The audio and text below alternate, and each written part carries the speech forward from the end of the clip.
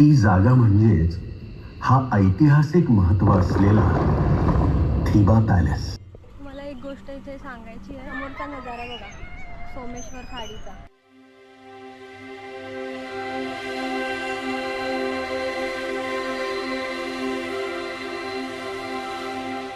नमस्कार, मी Juili. Journey with जुईलीच्या नवीन व्हिडिओमध्ये सगळ्यांचं स्वागत आहे. आज आपण रत्नागिरीमधल्या काही ठिकाणांना भेट देणार आहोत.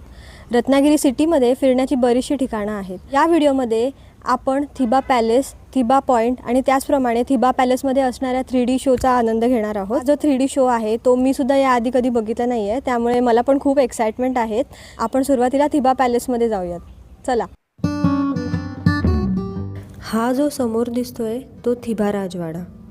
थिबा राजवाडा हा ब्रह्मदेश म्हणजेच आत्ताच्या म्यानमारच्या थिबामिन नावाच्या राजाला नजरकैदेत ठेवण्यासाठी 1910मध्ये ब्रिटिशांनी बांधलेला रत्नागिरी येथील भव्य असा राजवाडा आहे. मी राजवाड्यात जाऊन आले, परंतु राजवाड्याच्या आत शूटिंग अलाउड नाही आहे. त्यामुळे काही गोष्टी मी बघितल्यात त्या मी तुम्हाला सांगते. राजवाड्याच्या पहिल्या मजल्यावर संगमरवरी मजल्यासह एक नृत्य कक्ष आहे. राजवाड्याच्या मागच्या बाजूला एक बुद्धमूर्ती स्थापित केलेली आहे. ही मूर्ती राजा थिबा यांनी भारतात आणली होती. आता या राजवाड्यात एक प्रादेशिक वस्तुसंग्रहालय आहे. या राजवाड्यात थिबा राजाने वापरलेल्या काही गोष्टी अजूनही जतन करून ठेवलेल्या आहेत. 1885 साली ब्रिटिश आणि ब्रह्मदेशाच्या कोनबॉंग राजवटीमधील तिसऱ्या युद्धात थिबामिन राजाचा पराभव झाला. थिबा राजाला स्वतःच्या मायभूमीपासून दूर ठेवण्यासाठी ब्रिटिशांनी 1910 साली त्या काळातील लक्झरियस असा वाडा इथे बांधला. सर्व सुखसुविधा, सर्व ऐशोआराम या राजवाड्यात राजाला देण्यात आले, परंतु राजा तरीही खुश नव्हता, कारण तो स्वतःच्या मातृभूमीपासून दूर होता. ब्रिटिशांनी राजाला खऱ्याखुऱ्या सोन्याच्या महालातून सोन्याच्या पिंजऱ्यात आणून ठेवले होते. त्यानंतर अवघ्या 6 वर्षातच म्हणजे 1916 साली राजाची प्राणज्योत इथेच मालवली.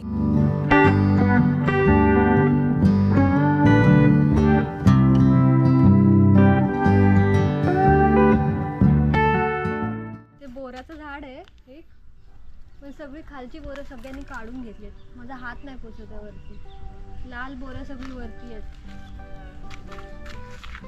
हे बघा, मला एक हे मिळालं हिरवं.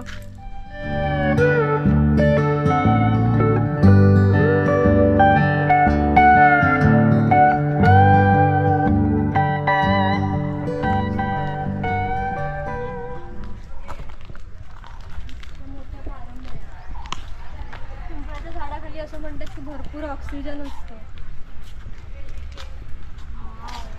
डिझाईन केल्यासारखी वाटते. बारीकशा पारंब्या आहेत, पण संपूर्ण झाडाला आहेत.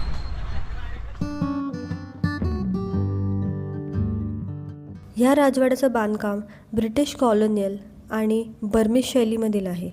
सकाळी 10 ते 1 तसेच दुपारी 1:30 ते 5:30 या वेळेत या राजवाड्याला भेट देता येते. तसेच हा राजवाडा दर सोमवारी पर्यटकांसाठी बंद असतो. तिकिटाचा दर 10 रुपये एवढा आकारला जातो. आपल्या कोकणवासियांचा अभिमान असलेल्या या ऐतिहासिक वास्तूला तुम्ही नक्की भेट द्या. मला एक गोष्ट इथे सांगायची आहे, म्हणजे की राजाचा जो दरबार आहे आतमध्ये, तिथे त्या राजांनी ज्या ज्या वस्तू वापरल्या आहेत त्या तिथे ठेवलेल्या.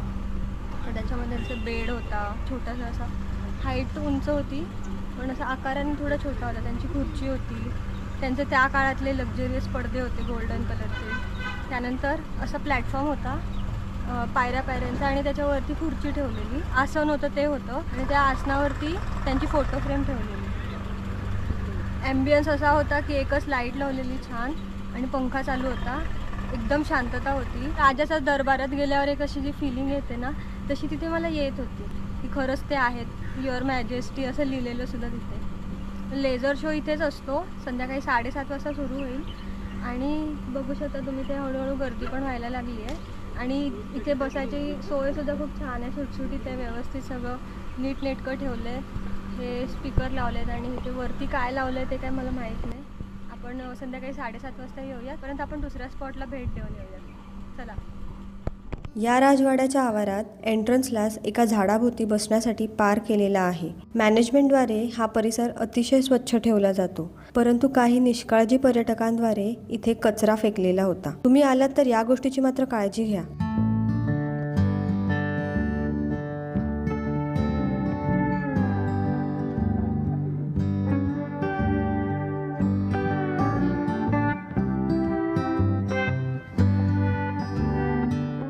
थिबा पॅलेसकडून थिबा पॉईंटला जाताना हा एक सनसेट पॉईंट लागतो. इथे संध्याकाळचं खूप छान वातावरण असतं. इथे थोडा वेळ थांबूयात आणि मग थिबा पॉईंटला जाऊयात.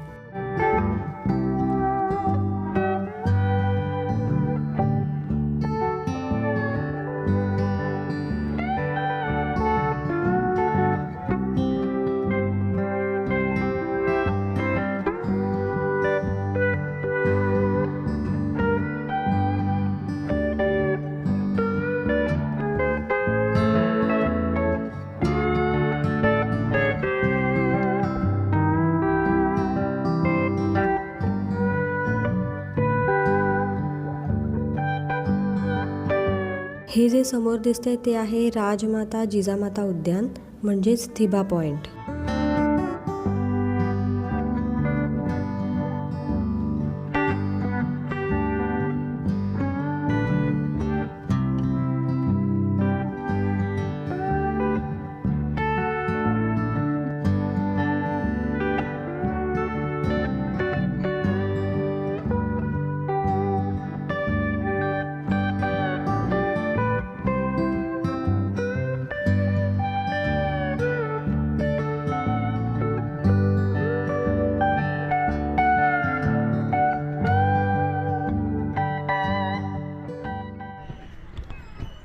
माझ्या मागे जे दिसते ती आहे सोमेश्वर खाडी आणि सोमेश्वर खाडी अरबी समुद्राला भाटे बीचच्या इथे मिळते.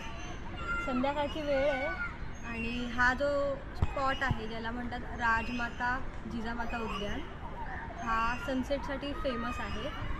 आणि का फेमस आहे ते तुम्हाला दिसतंय. सूर्याची किरणं ऑरेंज कलरची समुद्रामध्ये दिसत आहेत पडलेली. अरबी समुद्रामध्ये बोटी पण जात आहेत आणि आपण टाईम लॅपसुद्धा लावला आहे. बघूया त्याच्यातसुद्धा आपल्याला काय दिसतंय. सनसेटचा आनंद घ्यायचा असेल तर या स्पॉटला तुम्ही नक्की या आणि संध्याकाळीच या, कारण हे संध्याकाळीच ओपन असतं. फी पण मिनिमलच आहे, पर पर्सन 10 रुपये आहे आणि ते खाण्यापिण्याची पण सोय आहे. त्या क्रेविंग असते आपली संध्याकाळची, ते फुलफिल करणारे पदार्थ इथे अवेलेबल आहेत. आणि म्हणजे मागे पण बघू शकता इकडे बघा लहान मुलांसाठी खेळण्याचे सुद्धा ठिकाणं आहेत, झोपाळे आहेत, त्यानंतर घसरगुंडी आहे आणि गार्डन पण आहे खूप मोठं फिरायला. त्यामुळे लहान मुलांसोबत तुम्ही फॅमिली इथे येऊ शकता. आणि समोरचा नजारा बघा सोमेश्वर खाडीचा. काजळी नदी आहे आणि ती जाऊन पुढे अरबी समुद्राला भाटे ब्रिजच्या इथे मिळते आणि त्यामुळेच इथे बघू शकता तुम्ही खाडी भागामध्ये मच्छीमार समाजाची बरीचशी घरं दिसतात. आणि बघा समोर या क्रीकमध्ये एक बेटसुद्धा तयार झालं आहे, रिव्हर आयलँड म्हणतात ज्याला, ते सुद्धा इथे खूप मोठं तयार झालं आहे.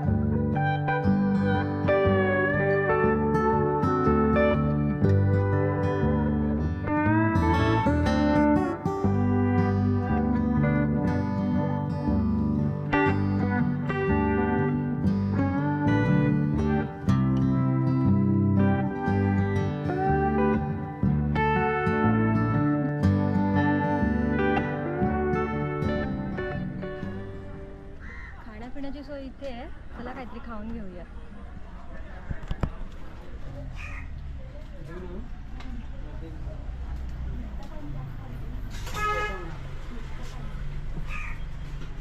ॲम्बियन्स पण मस्त आहे. आम्ही ऑर्डर दिली आहे, आता ते घेऊन येतील तेव्हा खाऊया. पाणीपुरी आली आहे, पाणीपुरी खाऊन घ्या. पाणीपुरी म्हणजे माझं पहिलं प्रेम.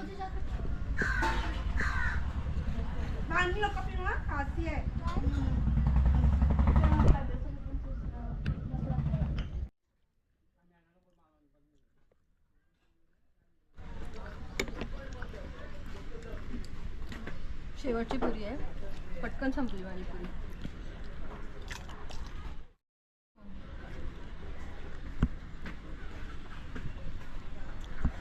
पाणीपुरी म्हणजे 2 मिनिटाच्या आत संपली. मी संपत नाही तेवढ्यात माझ्याकडे फोन आला आहे आणि दगडापुरी पण आली आहे. क्वालिटी चांगली आहे फूडची, स्वच्छता पण चांगली मेंटेन केली आणि ॲम्बियन्स पण मस्त आहे. तर इथे आल्यावरती या स्पॉटला नक्की भेट द्या आणि इथे खायला याच तुम्ही.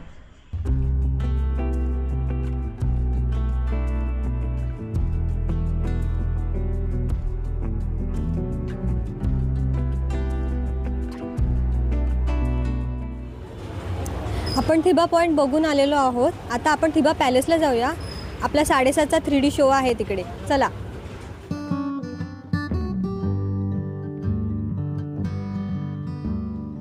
तर फायनली मी शो बघायला आले आहे इथे आणि काही वेळातच आपला शो सुरू होईल. मी 50 रुपयाचं तिकीट काढलं आहे पर हेड. लहान मुलांसाठी 20 रुपये. आणि अजून एक गोष्ट सांगते, इथे फक्त कॅश चालते, त्यामुळे या गोष्टीची काळजी घ्या. आणि मी खूप एक्सायटेड आहे, बघूया काय दिसतंय आपल्याला. ॲम्बियन्स पण खूप छान आहे, लाईट्स वगैरे मस्त आहेत एकदम आणि वातावरणात पण एकदम थंडी आहे. तर एकूणच खूप छान वाटतंय मला.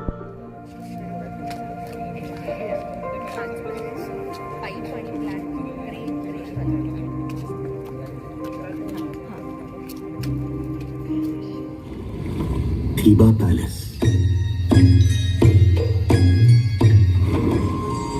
पृथ्वीवर स्वर्ग आहे आणि त्याचं नाव आहे कोकण. महान असं काम करून ठेवणारी आणखी एक व्यक्ती जन्मली. स्वातंत्र्य, समता, बंधुता आणि न्याय.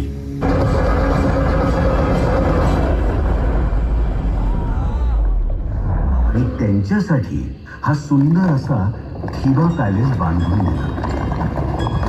सन 1906 मध्ये ब्रिटिश व्हाईसरॉयनं 1.25 लाख रुपये थिबा राजास हा महाल बांधण्यासाठी मंजूर केले. यानंतर सन 1906 ते 1910 या कालखंडात थिबा महाल बांधला गेला. या अतिशय सुंदर अशा वास्तूमध्ये कोकणवासी भारतरत्न, काही महत्त्वाच्या व्यक्ती आणि छत्रपती शिवाजी महाराज यांना आदरांजली वाहण्यासाठी आज आपण इथं आलात, त्याबद्दल आपले खूप खूप आभार. आपण फक्त शोची झलक दाखवली आहे. हा शो 30 मिनिटांचा आहे.